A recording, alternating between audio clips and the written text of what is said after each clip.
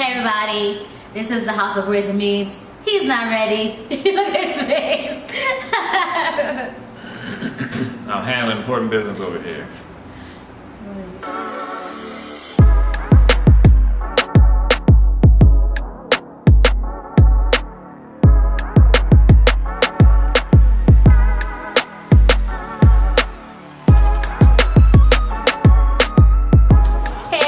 Welcome to another episode of the House of Ways and Means. I'm Ways, this is Means, and we're just gonna jump right on into it. So what have we got, Means?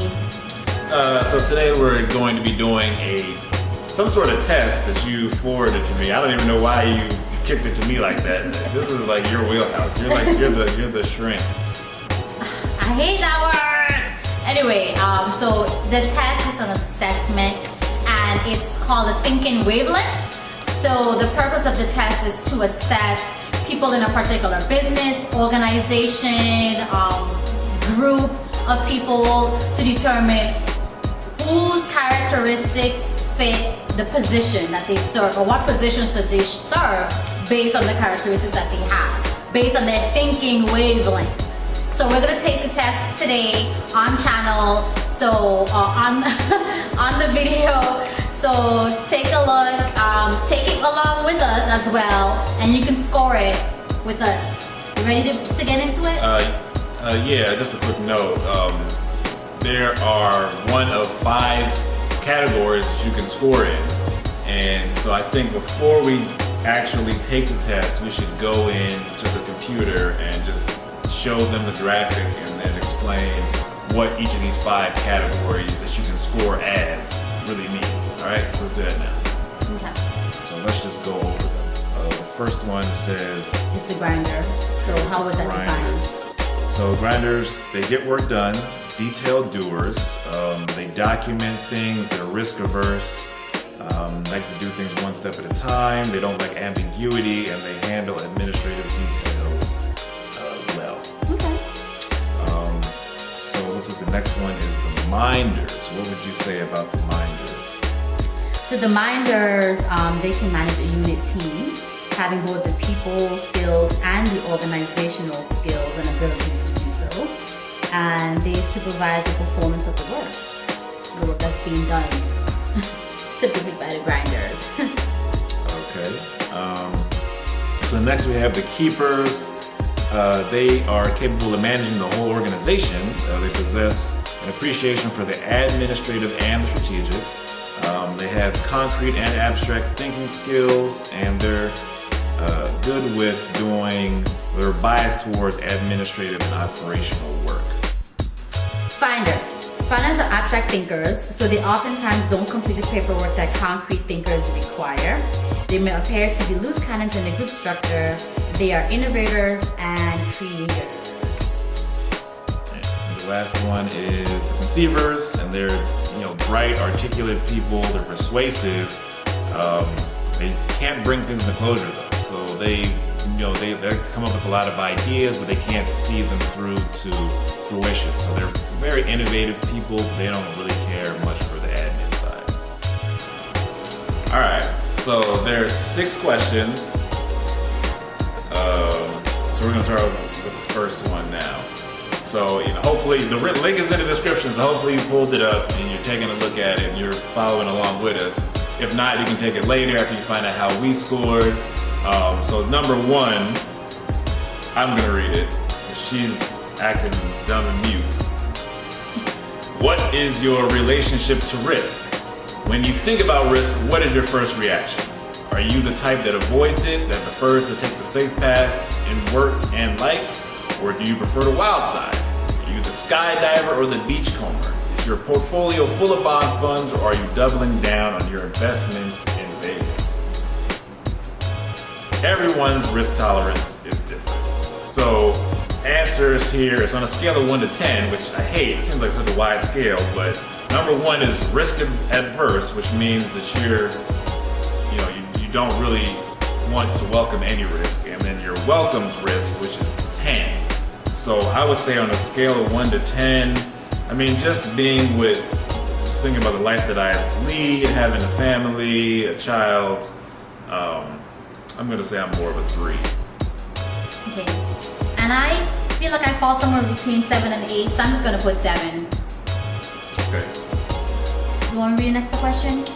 Yes, I would like to make my selection first and hit enter. Okay, I'm good. You got yours? Yes. All right. What is your relationship to change? When you think about change, what is your first reaction?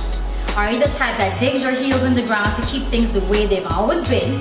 Or are you out leading the charge to make change happen each and every day? These are the extremes for how people relate to change on a daily basis. So what about you? What's your comfort zone when things are changing around you? Are you closer to a 1, which is you resist change, absolutely resist, or are you closer to 10, embrace change? And I'm gonna give myself a 9 for that because I love change. I like being in front, coming out with position, descriptions and things like that. I've entered into a lot of positions that were created by me that I built a description for. So I'm great with leading the pack and doing things like that. What about you? I've obviously been through a lot of change. I mean, obviously our generation has dealt with a lot of that with the big recession that happened. I mean, I've had to be able to stick and move a lot and roll with the punches. So I would say if you're a 9, I'm probably an 8. Just because, I mean, even though I can do it, it's also nice to feel settled and in a groove sometimes where you're not always looking for the next thing or waiting for the next thing. Interesting. All right, so third question, how do you process logically? So if you saw our video a while back on logic versus emotion, this plays right into that. So in other words, do you typically view a situation from a linear approach or from a more creative lens? For linear thinkers, a walk through the alphabet would look something like this. A, B, C, D, as usual. And then for more abstract thinkers, a walk through alphabet might look something like this. A, E, I, O, a little different. So everyone's logic model is slightly different. Where are you most comfortable? So a scale of 1 to 10, 1 being one step at a time, 10 being quantum leaps. Do you have an answer? Yes, I would say 3 because I like my things to be in order and I like things to be in steps, and I feel like, especially if you have other people that need to get things done, I want them to know the order in which it could be done. If they choose to do eventually another way, that's fine, but I feel like the best way for people to learn is in steps. I'm probably about a 5, just right in the middle. I mean, I think that if somebody were viewing me, they would probably rate me as being higher, like a more abstract thinker, just because I tend to not fill in everybody with the details. I kind of keep a lot up here, but still, the way I think up here is still generally pretty linear. So. And for those who may need an additional example, it's the person who would buy IKEA furniture and you're the one, so the person that likes the step-by-step is the person that shakes out the instructions and they're going through bit by bit. Someone that's on a higher scale is like, look at the instructions, and they're just trying to put the IKEA thing together without the instructions. And so then at the end there's like 5 there's like 5 extra screws and like an extra arm. And you're like, oh, I got extra firewood. Alright, am I doing the next one? I think so. Alright, so the next one is how many variables, concepts, or ideas can you juggle in your head at the same time before you tilt into stress? So before you get too far, realize this isn't about multitasking, women. It's not just about that. Everyone has a tolerance for the number of activities they can manage at any given time. For some, processing a few things at once will keep them at capacity, while others seem to have an endless amount of items they are juggling at the same time. Perhaps you've met someone who is extremely comfortable with an extreme amount of projects. Which end of the scale do you fit best? The low end, 1, few variables, or the high end, 10, many variables? I would say I'm probably stuck in the middle with you. So I'm a 5. I would say I'm probably a 7 because I don't know, I haven't really reached a point that's my capacity. So that makes me feel like But what I haven't do experience is I get bored more often. So I think that when you're operating at a good capacity or maybe a little above your capacity, boredom tends to not be an issue because you're kind of like running around a chicken with their head cut off. But I always reach like a level where I'm just like, okay, this is just, I need to add some excitement to my life. So yeah, 7. So is the last one? No, I I don't think there's 2 more. Okay, what is your relationship to ambiguity? Do you love it or do you hate it? If you hate it, you'll work hard to eliminate ambiguity. You'll push for research, case studies, and white papers. You'll squash ambiguity before making a decision, and might slow down until you feel comfortable. If you have a high tolerance for ambiguity, the gray doesn't seem to bother you. You make decisions quickly with whatever information you currently possess. Gray? What gray? For those of you in the middle, you'll find yourself looking for additional information but are careful not to impede decisions for too long. What about you? How does ambiguity affect you?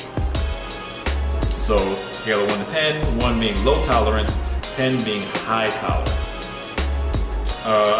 For me, I got pretty low tolerance. I'm not at the bottom though.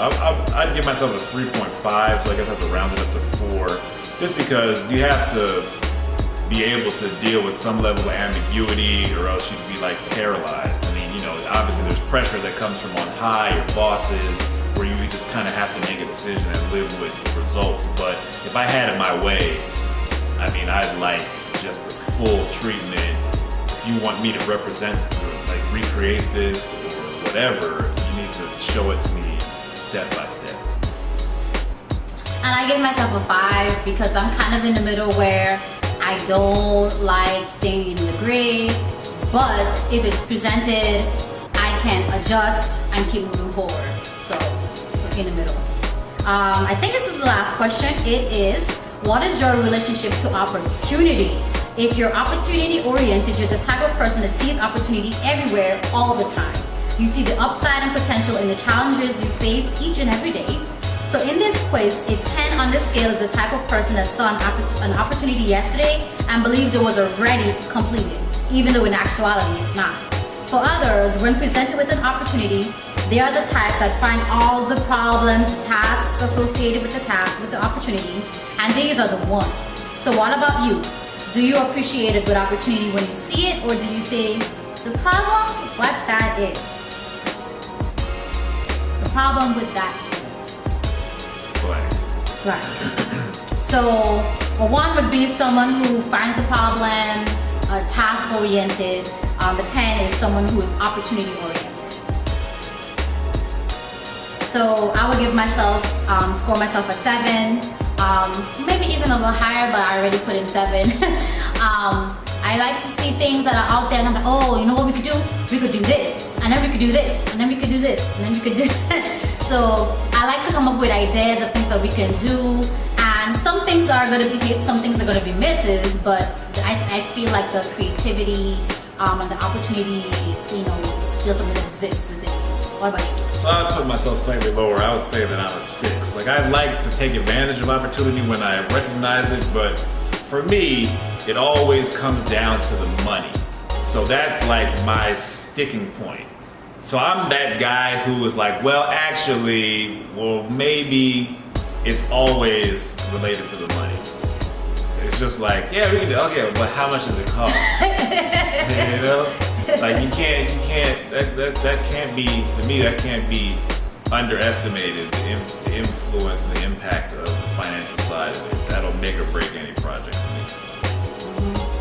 So, like we mentioned, the 5 different types that you can be.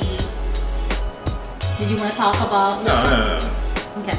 So my score was a 36. So I am a finder. So I'm a low scoring finder. What about you? I'm like a keeper. The score was 33. But you're a high scoring keeper. I don't know what that means. Well, So we went through for you what all the categories were where you can finish. So that's where we scored.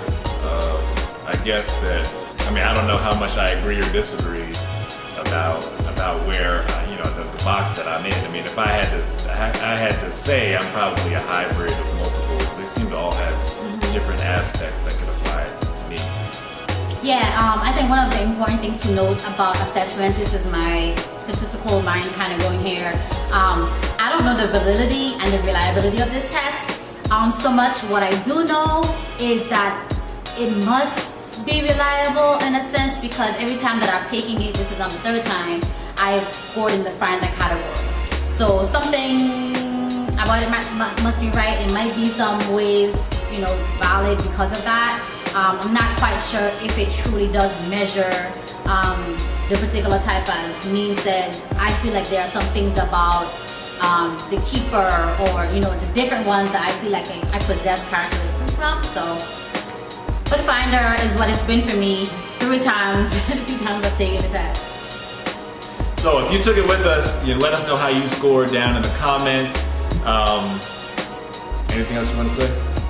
I think use this as an opportunity to determine if your current position is a good fit for you.